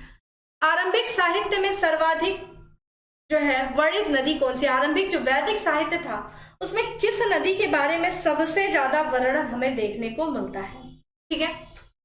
तो ये आपसे प्रश्न पूछा गया है, ऑप्शंस आप देख रहे हैं दोस्तों। चलिए इसके बारे में भी बात कर लेते हैं। जैसा कि मैंने आपको पहले भी बताया दोस्तों, यहाँ पे जो है हमने आपसे बात किया कि जो हमारा ऋग्वेद का 10वां मंडल है उसमें क्या है दोस्तों, नदी सूक्त है, ठीक है। नदी सूक्त में नदियों का उल्लेख मिला है, ठीक है, नदी सूक्त में। और अगर आपसे बात किया जाए दोस्तों, तो यहाँ पे जो है वैदिक साहित्य की बात करें तो यहाँ पे वैदिक साहित्य में टोटल 31 नदियों का उल्लेख मिला है, जिसमें से देखा जाए 25 नदियों का उल्लेख जो है हमें जो है 25 नदियों का उल्लेख हमें इसी नदी सूक्त में, ठीक है, नदी सूक्त में जो 10वें मंडल के नदी सूक्त में 25 नदियों का उल्लेख मिला है। अगर आपसे यहाँ पे पूछा है कि सर्वाधिक वर्णित नदी यानी कि किस नदी का वर्णन सर्वाधिक बार हुआ है, तो ये आपसे प्रश्न पूछा जा रहा है। तो यहाँ पे जो है इसका करेक्ट आंसर हो जाएगा सिंधु नदी का, ठीक है। करेक्ट आंसर क्या है, सिंधु नदी दोस्तों। सिंधु नदी का जो है उल्लेख, जिसे हम सिंध नदी के नाम से जानते थे, ठीक है, उस समय सिंधु नदी का उल्लेख सबसे अधिक बार हुआ है। और अगर आपसे पूछा जाए कि कौन सी नदी जो है सबसे पवित्र नदी मानी जाती थी, ठीक है, वैदिक संस्कृति में, तो सरस्वती नदी जो है ये पवित्र नदी मानी जाती है। यमुना का हमें 3 बार, ठीक है, यमुना का हमें 3 बार उल्लेख देखने को मिलता है। गंगा का हमें ध्यान रखिएगा दोस्तों, ठीक है, कितनी बार उल्लेख, 1 बार हमें उल्लेख देखने को मिलता है। सतलुड़ी कौन सी नदी है दोस्तों?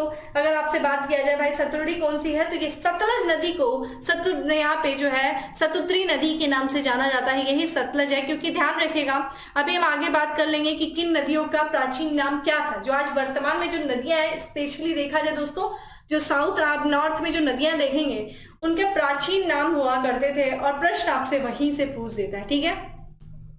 तो यहाँ पे देखिए बात कर लेते हैं कि वैदिक नदी अस्किनी की पहचान यहाँ पे निम्नांकित नदियों में से किसके साथ की जाती है। तो देखिए एक अस्कनी नदी थी जिसकी वर्तमान में क्या नाम है, ये आपसे पूछा जा रहा है, यानी कि किस नदी से आज इसकी पहचान की जाती है। ऑप्शंस आपके सामने हैं दोस्तों। तो यहाँ पे जो करेक्ट आंसर है अस्किनी, जिसे हम चेनाब नदी के नाम से जानते थे, ठीक है। तो प्राचीन नदियों के नाम आप लिख लीजिए जल्दी जल्दी, ठीक है, ये इंपॉर्टेंट हो जाता है आपके। अस्किनी चेनाब है। अगर आपसे पूछा जाए भाई रावी यहाँ पे, ठीक है, आपके सामने रावी छोड़ दीजिए। तो यहाँ पे अगर व्यास के बारे में पूछ रहा है भाई, व्यास कौन सी नदी है, ठीक है, तो अगर आपसे व्यास के बारे में पूछा जा रहा है तो व्यास, रावी और फिर झेलम यहाँ पे बात कर लेते हैं, ठीक है। तो यहाँ पे देखिए रावी जो है परुसरडी है, ठीक है। रावी क्या है दोस्तों? परुसरडी, जिसके बारे में हमने भी बात किया। तो यहाँ पे परुसरडी नदी के तट पे क्या होता है दोस्तों, माफ करिएगा, थोड़ा सा इनके इश्यूज आ रहे हैं। परुसरडी नदी के ही तट पे 10 राजाओं का युद्ध होता है। कहाँ पे उल्लेख है? 7वें मंडल में, ठीक है। अगर हम बात करते हैं दोस्तों, यहाँ पे झेलम नदी को क्या कहा जाता था? वितस्ता के नाम से जानते थे, ठीक है। झेलम नदी को वितस्ता के नाम से जाना जाता था। चेनाब की बात करें तो अस्कनी के नाम से जाना जाता था, ठीक है। चलिए अब आगे बढ़ते हैं, अगले प्रश्न की तरफ बढ़ते हैं। अगला प्रश्न है दोस्तों की ऋग्वेद में निम्नांकित 3 नदियों का उल्लेख अफगानिस्तान के साथ आर्यों का सूचक है। तो ये पूछा जा रहा है दोस्तों, कौन सी वो 3 नदियां हैं जो अफगानिस्तान में बहा करती थी और वो आर्यों से संबंध उनका था, इसका सूचक कौन सी नदी है? तो ध्यान रखिएगा दोस्तों, अफगानिस्तान की दोस्तों बात करें तो वहां पे दोस्तों 4 नदियों का उल्लेख हमें देखने को मिलता है। एक तो आपका हमें देखने को मिल रहा है कुंभा, ठीक है, कुब्भा और क्रूमा। तो क्रूमू, ये करेक्ट आंसर सी है। अगर आपसे पूछा जाए भाई कुब्भा कौन सी नदी है, तो वर्तमान की जो काबुल है, ठीक है, जो काबुल नदी है, ठीक है, काबुल नदी जो है यही दोस्तों है। अगर आपसे क्रूमू पूछ दिया जाए, कुर्मू नदी कौन सी है, तो इसी कुर्रम नदी के नाम से आज हम जानते हैं, ठीक है। कुर्रम विक्रम नदी के नाम से जानते हैं। और अगर आपसे अन्य नदियों के बारे में पूछा जाए दोस्तों, स्वात नदी है जिसे हम देखें, एक स्वात नदी भी है, माफ करिएगा, एक स्वात नदी भी है, ठीक है। और अगले जिसे हम किस नाम से जानते हैं दोस्तों, सुवास्क नदी के नाम से जानते हैं। और एक नदी की बात करें दोस्तों, गोमती, जिसे हम गोमल के नाम से आज जानते हैं, ठीक है। ये सब जो है गोमल, ये सब जो नदियां हैं दोस्तों वो सब किस में है, आपकी अफगानिस्तान में बहने वाली, ठीक है। अगले प्रश्न की तरफ बढ़ते हैं और अगला प्रश्न है कि यहाँ पे देखिए सूची 1 है, सूची 2 से सम्मिलित करना है और सूचियों के नीचे दिए गए जो कूट है उनको सही उत्तर उनमें चयन करना है। एक तरफ वैदिक नदियां हैं और एक तरफ उनके आधुनिक नाम है। अभी अभी मैंने बताया कुब्भा क्या थी दोस्तों, काबुल थी। और ये कुब्भा कहाँ पे बहती थी दोस्तों, ध्यान रखिएगा, तो ये अफगानिस्तान में बहने वाली नदी थी जिसका हमें वर्णन, हमें ये पता चल रहा है कि आर्यों का यहाँ पे संबंध था। परसड़ी, अभी मैंने आपको बताया रावी नदी को कहा जाता था दोस्तों। यहाँ पे देखिए, ये सही कर लीजिएगा, वेट करिए एक सेकेंड।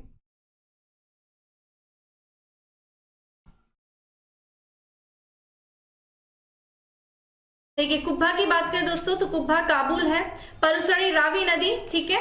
सदानीरा की बात किया जाए दोस्तों तो गंडक है, ठीक है। सदानीरा कौन सी दोस्तों, गंडक है। और सतुत्री की बात करें तो सतलज है। तो करेक्ट आंसर 2314 होना चाहिए, 2314, करेक्ट आंसर इज बी है। अगले प्रश्न की तरफ बढ़ते हैं और अगला प्रश्न है कि निम्नलिखित में से कौन सी प्रथा चतुष्टय वेदोत्तर काल में प्रचलित थी। तो कौन सी प्रथा थी, देखिए इसमें 2 आंसर हो सकता है, ठीक है। एक तो आपका ब्राह्मण क्षत्रिय वैश्य शूद्र, ठीक है, ये तो जो वर्ण व्यवस्था है ये भी प्रचलित थी दोस्तों, ठीक है। और दूसरा जो आश्रम व्यवस्था थी ये भी प्रचलित थी। तो एक तरीके से विवादित प्रश्न है, इसके दोनों ही आंसर होना चाहिए कि ये दोनों ही जो व्यवस्थाएं थी, चतुष्टय जो वेदोत्तर व्यवस्थाएं थी, ये दोनों ही प्रचलित थी, ठीक है। चलिए कमेंट बॉक्स में आंसर करिए कि ये ब्राह्मण, ये जो 3 वेदों का, माफ करिएगा 3 आश्रमों का जो उल्लेख है ये किस उपनिषद में कहा गया है, किस उपनिषद में इसका उल्लेख है। अभी मैंने आपको बताया और आप किसी तरह से रिवीजन करिए। अगली तरफ बढ़ते हैं। धर्म और रीत भारत के प्राचीन वैदिक सभ्यता के एक केंद्रीय विचार को चित्रित करते हैं। इस संदर्भ में निम्नलिखित कथनों पर विचार कीजिए। धर्म क्या है और रीत क्या है, एक तरीके से हमारे केंद्रीय विचार हुआ करते थे प्राचीन वैदिक, ठीक है, बात करते हैं सभ्यता के समय। और यही पे वो पूछे कि धर्म क्या है, रीत क्या है, ये आप बताइए। धर्म क्या है, व्यक्तियों के दायित्व एवं स्वयं तथा दूसरों के प्रति व्यक्तिगत कर्तव्यों का संकलन है। आप लोग बिल्कुल ये करेक्ट है। आप लोग घर में सुनते हैं ना, तुम्हारा धर्म क्या है, तुम्हारा धर्म क्या है, अपने से बड़ों का सम्मान करिए, माता पिता की सेवा करिए, ये आपका धर्म है। तो एक तरीके से ये आपका दायित्व है, तो एक तरीके से ये पहला सही है। रीत मूलतः नैतिक विधान है जो सृष्टि और उसमें अंतर्निहित सारे तत्वों के क्रियाकलापों को संचालित करता है। रीत बिल्कुल सही है। देखिए रीत जो है हम क्या कहते हैं दोस्तों, नैतिक विधान होता है। और रीत का, इन नैतिक विधानों को, ठीक है, बनाए रखने वाला देवता कौन था दोस्तों, वरुण थे, ठीक है। वरुण को अगर आपको पता होगा, ठीक है, पता होगा, वरुण जो है वो नैतिक जो है विधान उनको बनाए रखने वाले देवता थे वरुण, जिस कारण से वरुण को ऋतस्य गोपा कहा जाता था। 1000 स्तंभों में रहने वाला देवता कहा जाता था। अगर देखा जाए वरुण का उल्लेख हमारे वेद में तीसरे सबसे महत्वपूर्ण देवता था। सर्वाधिक महत्वपूर्ण देवता ऋग्वेद में इंद्र मिलेंगे, फिर अग्नि है, फिर वरुण है। और वरुण को ही माना जाता था कि ये सृष्टि में जो नीति विधान है उसको बनाए रखने वाले देवता हैं, जिस कारण से इनको ऋतस्य गोपा कहा गया है। तो यहाँ पे जो ऑप्शंस है वो दोनों ही सही है, ठीक है, दोनों ही सही है। अगला है भारतीय संस्कृति के अंतर्गत रीत का अर्थ है क्या। देखिए फिर अगेन आ गया रीत। अभी हम लोगों ने इतना ज्यादा रीत पढ़ लिया कि अब हम लोग अच्छे से इसका आंसर कर लेंगे। भाई ये क्या है, एक नियम है। कौन सा नियम है, ध्यान रखिएगा, रीत जो है ये एक प्राकृतिक नियम है, ठीक है। करेक्ट आंसर इज ए है, प्राकृतिक नियम है। अगला है निम्नलिखित वैदिक देवताओं में किसे उनका पुरोहित माना जाता है, ठीक है, किसे माना जाता है, अग्नि, बृहस्पति, घोष या फिर इंद्र। ध्यान रखिएगा जो पुरोहित माना जाता है दोस्तों वो बृहस्पति को माना जाता है। इंद्र के बारे में हमें सर्वाधिक उल्लेख देखने को मिलता है दोस्तों। अगर आप बात करें इंद्र जो है ये सबसे महत्वपूर्ण देवता थे इंद्र, ठीक है। अगर हम बात कर लेते इंद्र, ये ऋग्वेद में सबसे महत्वपूर्ण देवता थे। और इनका जो है ऋग्वेद का जो दूसरा मंडल है दोस्तों, ऋग्वेद के दूसरे मंडल में 250 बार जो है हमें उल्लेख देखने को मिलता है। वहीं दूसरे जो महत्वपूर्ण देवता है दोस्तों, ठीक है, जिनके बारे में 200 जो है सूक्त समर्पित है, वो है अग्नि। अग्नि जो है दूसरे सबसे महत्वपूर्ण देवता, ठीक है। अगले प्रश्न की तरफ बढ़ते हैं और अगला प्रश्न है कि निम्नलिखित में से, माफ करिएगा, निम्नलिखित में से कौन सी वह ब्रह्मवादिनी थी जिसने कुछ वेदों मंत्रों की रचना की थी। देखिए, अगर हम बात करें दोस्तों ऋग्वेद का जो 8वां मंडल है, उस 8वें मंडल में बात करें तो कुछ विदुषी स्त्रियों का उल्लेख देखने को मिलता है। विदुषी स्त्रियां जो ज्ञान की प्राप्ति करती थी, और इनका उल्लेख हमें ऋग्वेद के कौन से मंडल में, तो ध्यान रखिएगा 8वें मंडल में इनका उल्लेख मिलता है। जिसमें से एक कौन थी दोस्तों, ध्यान रखिएगा, जिसमें से एक थी आपका लोपामुद्रा। लोपामुद्रा दोस्तों ऋषि अगस्त की पत्नी थी। लोपामुद्रा, लोपामुद्रा के अलावा और किसके बारे में हमें जानकारी मिलती है दोस्तों, तो यहाँ पे ध्यान रखिएगा, ये घोषा है, ठीक है, घोषा, ये भी पूछा जा सकता है आपसे। सिकता, ठीक है, सिकता है, ठीक है, निवारी यहाँ पे है, और साथ ही साथ अपाला, इन लोग के बारे में जानकारी मिलती है। और इन विदुषी स्त्रियों को क्या कहा जाता था दोस्तों, ऋषि कहा जाता था। ये जो विदुषी स्त्रियां थी, इनको ऋषि कहा जाता था। और अगर बात करें तो ये जो है लोपामुद्रा, ये विदर्भ राज्य के जो राजा थे, उनकी विदर्भ राज्य की ये पुत्री थी, और ऋषि अगस्त की ये पत्नी थी, ठीक है। यहाँ पे गार्गी, अभी हम लोगों ने बात किया दोस्तों, गार्गी की बात करें दोस्तों, गार्गी याज्ञवल्क्य संवाद के बारे में हम लोगों ने बात किया था दोस्तों। तो ये बृहदारण्यक उपनिषद में इनके बारे में उल्लेख मिलता है। बृहदारण्यक, गार्गी, याज्ञवल्क्य, और गार्गी ने जो याज्ञवल्क्य ऋषि थे, उनको जो है राजा जनक के दरबार में, राजा जनक के दरबार में गार्गी ने जो है ऋषि जो याज्ञवल्क्य है उनको चुनौती दिया था। और ऋषि याज्ञवल्क्य से जब गार्गी से जब वो हारने लगे थे ऋषि याज्ञवल्क्य, तो आपको यहाँ पे पितृसत्तात्मकता देखने को मिलेगा, किस तरीके से डोमिनेशन एक मेल का बढ़ता है। जब वो हारने लगते हैं तो गार्गी को कहते हैं चुप होकर के बैठ जा, नहीं तो तेरा सर फोड़ दिया जाएगा, ऐसे कहा जाता है। जब वो हारने लगते हैं, उनको कहीं से भी ये गवारा नहीं था कि भाई कैसे एक ऋषि, एक विदुषी मुझसे जीत सकती है। जब वो जीतने लगी थी, तो ये सब वर्णन हमें बृहदारण्यक उपनिषद में देखने को मिलता है, जिसके बारे में हमने पहले भी बात कर ली है। अगला प्रश्न है कि ऋग्वैदिक काल में निष्क शब्द का प्रयोग एक आभूषण के लिए होता है, किंतु परिवर्तित काल में उसका प्रयोग एक अर्थ, इस अर्थ में हुआ है। तो निष्क देखिए एक गले का आभूषण था, गले का आभूषण था, जैसा कि आप देख रहे हैं निष्क, ठीक है, जो कि उत्तर वैदिक काल में आते आते इसे हम एक सिक्के के रूप में इस्तेमाल करने लगे, ठीक है, सोने के सिक्के के रूप में ये इस्तेमाल किया जाने लगा, ठीक है, ये स्वर्ण आभूषण हुआ करता था, ठीक है, और ये फिर सिक्के का इस्तेमाल होना। अगर हम निष्क के बारे में बात करें दोस्तों, तो ये एक तरीके से विनिमय, उस समय देखिए बार्टर सिस्टम हुआ करता था, एक्सचेंज जो है व्यवस्था हुआ करती थी, बार्टर से वस्तु विनिमय प्रणाली का इस्तेमाल किया जाता था। तो उस समय जो है इस निष्क जो कि गले का आभूषण हुआ करता था, ये भी ध्यान रखिएगा गले का आभूषण था ये, तो इसका इस्तेमाल जो है वस्तुओं के आदान प्रदान के लिए किया जाता था। और उत्तर वैदिक काल में यही जो है निष्क जो है एक स्वर्ण मुद्रा में आ जाती है। निष्क जो कि एक स्वर्ण मुद्रा रहती है, ध्यान रखिएगा। अगर आपसे पूछा है भाई चांदी की मुद्रा क्या थी, तो चांदी की मुद्रा का नाम ध्यान रखिएगा, इसका नाम था शतमान। शतमान क्या थी दोस्तों, ये चांदी की मुद्रा थी, ठीक है। निष्क क्या थी दोस्तों, ये सोने की मुद्रा थी, ये चीज भी ध्यान रखिएगा। अगर हम बात करें उस समय जो बार्टर सिस्टम हुआ था उसमें निष्क का इस्तेमाल किया जाता था, और किसका इस्तेमाल किया जाता था, गाय का भी इस्तेमाल किया जाता था। दोस्तों वैदिक संस्कृति में गाय सबसे महत्वपूर्ण थी, गाय को अघन्या कहा जाता था, जिसको मारा नहीं जाता था, ये सबसे पवित्र जो है जानवर माना जाता था, ठीक है, अघन्या। अगले प्रश्न की तरफ बढ़ते हैं कि ऋग्वैदिक काल में निष्क किस अंग का आभूषण था। देखिए प्रश्न वही पूछ दिया, निष्क जो कि गले का आभूषण हुआ करता था, निष्क जो आगे चल करके सोने के सिक्के में तब्दील हो गया, शतनाम जो कि चांदी का सिक्का हुआ करता था, और ये गले का सिक्का हो गया, ठीक है, और गले का आभूषण हो गया। प्राचीन भारत में निशाका से जाने जाते थे। भाई निशाका क्या है, ऑप्शंस आ गए आपके सामने, ये क्या है, निष्क से ही बना है निशाका, जो कि एक क्या था दोस्तों, स्वर्ण आभूषण हुआ करता था, स्वर्ण आभूषण हुआ करता था प्राचीन भारत में। गाय जो कि ऋग्वैदिक काल में सबसे महत्वपूर्ण पशु मानी जाती थी, इसे गन्या कहा जाता था, जिसे मारा नहीं जा सकता है, ठीक है। वहीं हम चांदी के सिक्के को क्या कहते थे उस समय, हम क्या कह रहे हैं दोस्तों, शतनाम के नाम से जानते थे, शतनाम, ठीक है, शतनाम के नाम से जाना जाता था। अगला है बोगुज खुई महत्वपूर्ण है क्योंकि, चलिए मैं आपको हिंट करती हूँ। बोगुज खोई की दोस्तों बात करें तो ये तुर्की में एक स्थान है। आप तुर्की देश देख रहे हैं दोस्तों, तुर्की में एक स्थान है, ठीक है, जहां पे हम बात करें, यहाँ पे जो है एक हमें अभिलेख मिला था, जो कि कब का था दोस्तों, ये 1400 ईस्वी पूर्व का था। अभी तक का सबसे प्राचीन अभिलेख माना जाता है बोगुज खोई का अभिलेख। और इस बोगुज खोई के अभिलेख में हमें जो है वैदिक देवताओं का उल्लेख मिलता है। तो इसका करेक्ट आंसर क्या हो जाएगा, बोगुज खोई का अभिलेख। बोगुज खोई के अभिलेख में हमें 4 वैदिक देवताओं के बारे में उल्लेख मिलता है। और अगर ये 4 वैदिक देवता कौन थे जिनके बारे में बात किया जाता है, ये कौन है दोस्तों, इंद्र है, ध्यान रखिएगा, इंद्र, वरुण, ठीक है, नासत्य, इंद्र वरुण हो गए, नासत्य हो गए और मित्र हो गए, ठीक है, मित्र हो गए। देखिए बात करते हैं जो एशिया माइनर, जिसे हम एशिया माइनर का अभिलेख जिसे कहते हैं, बोगुज खोई का अभिलेख है। तो ये 4 देवताओं का उल्लेख कैसे मिलता है, देखिए आपको पता है इस समय कबीलाई व्यवस्थाएं हुआ करती थी, एक कबीला दूसरे कबीले पे आक्रमण किया करता था।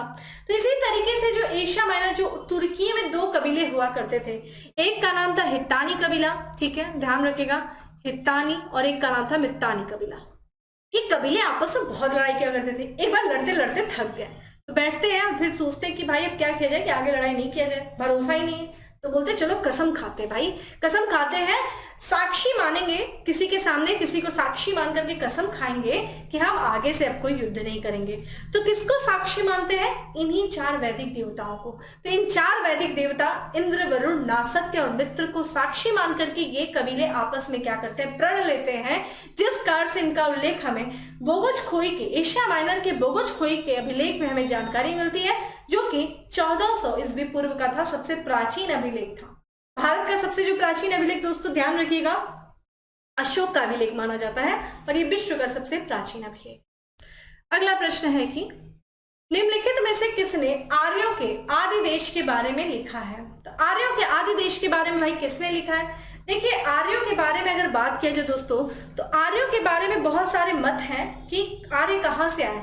कुछ लोग के मत थे, कुछ विद्वानों ने बोला कि भाई आर्य बाहर से आए थे, और कुछ ने बोला आर्य यहीं के थे, भारत के थे। एक तरीके से 2 सिद्धांत हमें देखने को मिलता है। एक तो आपका विस्तारवादी सिद्धांत है, जिसे हम विसरणवादी सिद्धांत कहते हैं, यानी कि कहीं और की सभ्यता थी, वो यहाँ आई और अपने सभ्यता का विस्तार किया, विसारण किया। और एक है विकासवादी, यानी कि यही के लोग थे, वो धीरे धीरे अपने सभ्यता में विकास करते गए और एक नई सभ्यता, एक नई संस्कृति को जन्म दिए। इन्हीं में बहुत सारे नाम आपको देखने को मिलता है, जैसे भारत से आए, इनमें कौन मानता है, जैसे कि अगर हम बात करें अविनाश चंद्र जी जो है वो बोलते हैं कि यही के लोग थे, संपूर्णानंद जी थे। उसी तरीके से अगर बात करें, देखिए यहाँ पे आपको देखने को मिल जाएगा बाल गंगाधर तिलक। करेक्ट आंसर क्या हो जाएगा, बाल गंगाधर तिलक। और इन्होंने एक बुक लिखी, कौन सी बुक लिखी दोस्तों, ये बुक का नाम आपके लिए इंपॉर्टेंट है, आर्कटिक होम, ठीक है, Arctic home in the Vedas, ठीक है, Arctic home in the Vedas. ये बाल गंगाधर तिलक का क्या था दोस्तों, ये पुस्तक थी, और इसमें इन्होंने ये बोला कि जो आर्यों का जो मूल निवास स्थान था उसको क्या बोला, आर्कटिक, यानी कि उत्तरी ध्रुव। उत्तरी ध्रुव जो है ये आर्यों का मूल निवास स्थान था, ये ऐसा बोला गया, ठीक है। अगले प्रश्न की तरफ बढ़ते हैं दोस्तों। अगला प्रश्न है कि शतपथ ब्राह्मण में उल्लेखित राजा विदेह माधव ने से संबंधित ऋषि कौन है। कौन है दोस्तों, जैसे यहाँ पे ऑप्शंस आप देख रहे हैं, और इसका करेक्ट आंसर है डी, ठीक है, Rishi Gautam Rahugarh. Correct answer is D, Rishi Gautam Rahugarh है, ठीक है। अगले प्रश्न की तरफ बढ़ते हैं। उत्तर वैदिक काल में निम्नलिखित में से किनको आर्य संस्कृति का धूर समझा गया है। आर्य संस्कृति, देखिए उत्तर वैदिक काल में जो है आर्य संस्कृति का धूर जो समझा गया है वो अंग और मगध को समझा गया है, ठीक है।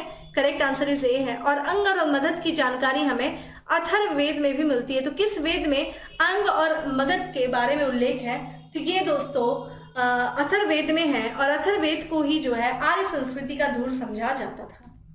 अगला है गोत्र शब्द का प्रयोग सर्वप्रथम हुआ है। तो गोत्र शब्द का प्रयोग सर्वप्रथम किस वेद में हुआ है, ऑप्शंस आप देख रहे हैं दोस्तों, और इसका जो करेक्ट आंसर है वो है दोस्तों बी। बी जो है ये इसका करेक्ट आंसर है, ठीक है। गोत्र शब्द जो है ऋग्वेद में जो किया जाता है, देखिए 2 बात है, गौत्र शब्द जो है गौशाला के लिए, जहां पे गाय रखी जाती थी दोस्तों, चूंकि हमने बात किया गौशाला के लिए, गौशाला के लिए जो है इस्तेमाल किया जाता था। ठीक है, मूल अर्थ क्या है? जिसका गोष्ठ है।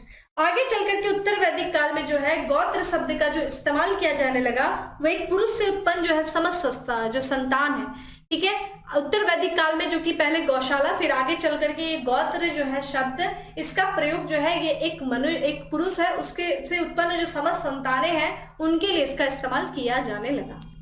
अगला है, पूर्व वैदिक आर्यों का धर्म मुख्यतः था, क्या था भाई? भक्ति थी, मूर्ति पूजा यज्ञ, प्रकृति पूजा यज्ञ, प्रकृति पूजा यज्ञ। ये देखिए, या भक्ति नहीं थी दोस्तों, मूर्ति पूजा भी नहीं था, भक्ति नहीं थी, मूर्ति पूजा भी नहीं था, तो ये क्या हो जाएगा? यज्ञ किया करते थे, प्राकृतिक पूजा किया करते थे, इंद्र की पूजा किया करते थे, वरुण की पूजा किया करते थे, अग्नि की पूजा किया करते थे। यज्ञ कर्मकांड की विधाएं जो थी यहाँ पर प्रचलित थी, जानकारी हमें यजुर्वेद से मिलती है। ठीक है, तो यहाँ पे जो है स्टेप के बारे में नहीं है। आगे चल करके देखिए मूर्ति पूजा, यज्ञ पूजा, ये सब मौर्य काल में हमें देखने को मिलता है। ठीक है, अगला है दोस्तों की ऋग्वेद काल में जनता निम्न में से मुख्यतः किसमें विश्वास करती थी? तो ये पहले ही आपको पता है दोस्तों, ये एक ईश्वरवाद तो था नहीं, एक देवता का तो बात थी नहीं, कई देवताओं के बारे में उल्लेख है, जैसा कि मैंने अभी बताया, इंद्र, वरुण।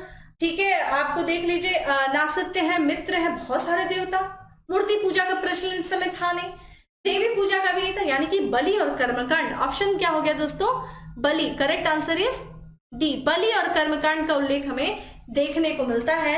ठीक है, बलि कर्मकांड के बारे में हमें कौन सा वेद जानकारी देता है? तो ये वेद देता है दोस्तों कौन सा? यजुर्वेद।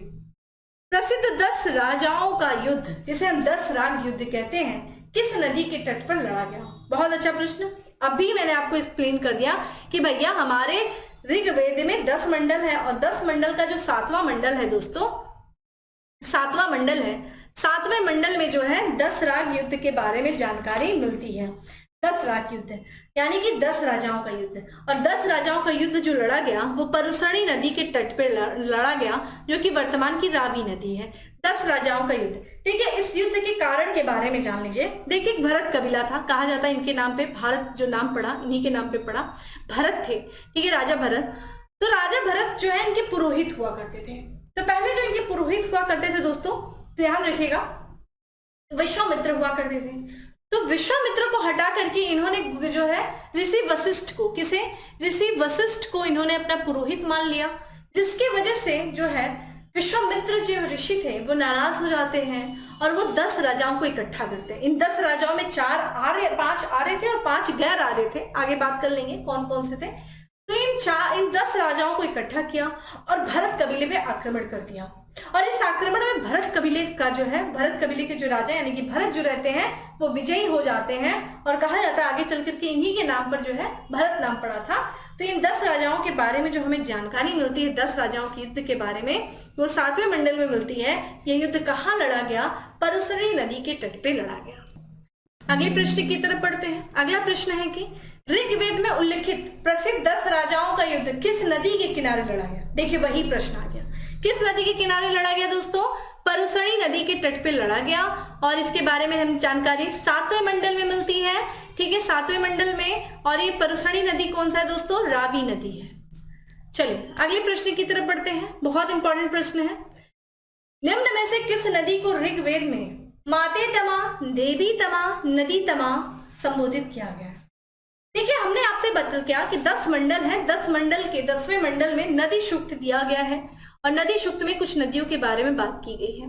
क्योंकि हमने बताया कि टोटल 33 नदियों के बारे में उल्लेख किया गया है दोस्तों। ठीक है, 33 नदियों का उल्लेख, 31 नदियों का, माफ करिएगा, 31 नदियों का उल्लेख किया गया है, और इस 31 नदियों में देखा जाए तो 25 नदियों का उल्लेख जो है वो केवल ऋग्वेद में किया गया, यानी कि ऋग्वेद में बहुत सारी नदियों का उल्लेख देखने को मिलता है।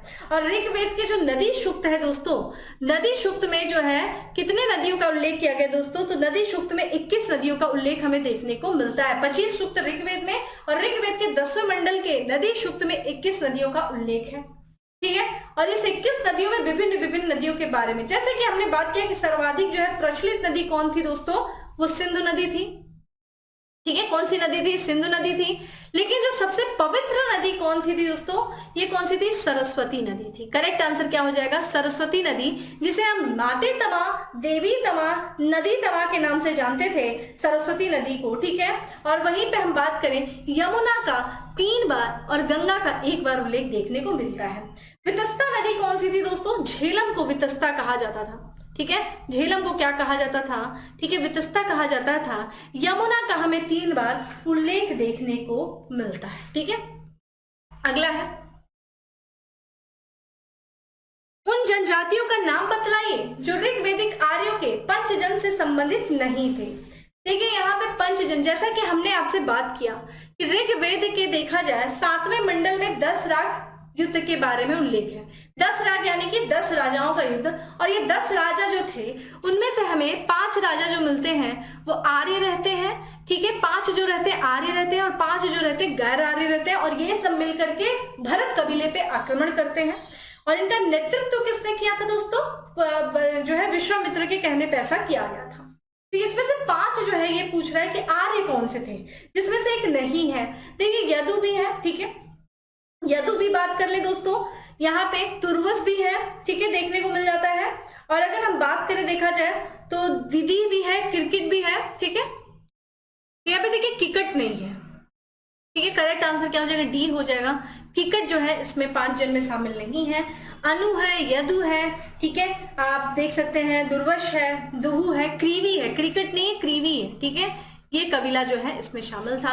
अगर आपसे 5 अनार्य कबीले के बारे में बात करते तो अनिल है, पखत्व है, शिव है। ठीक है, और भलाना है। ठीक है, और साथ ही साथ विचारणी जो है, ये 5 गैर कबीले थे, आर्य थे। ठीक है, तो ये था दोस्तों आज के बारे में। आज हम इतना ही रखते हैं। ठीक है, अगले सेशन में जो शेष कुछ प्रश्न बचे हुए हैं उनको भी हम देख लेंगे। आज इतना ही, इसको रिवीजन करिए, अपनी नोट्स बनाइए। फिर मिलेंगे दोस्तों अगले सेशन में। वीडियो को शेयर कर दीजिएगा। प्रश्न के दौरान जो प्रश्न पूछती हूँ उनको आप उनका आंसर भी करिएगा। चलिए फिर मिलते हैं अगले सेशन में। तब तक के लिए bye, have a good day, stay safe and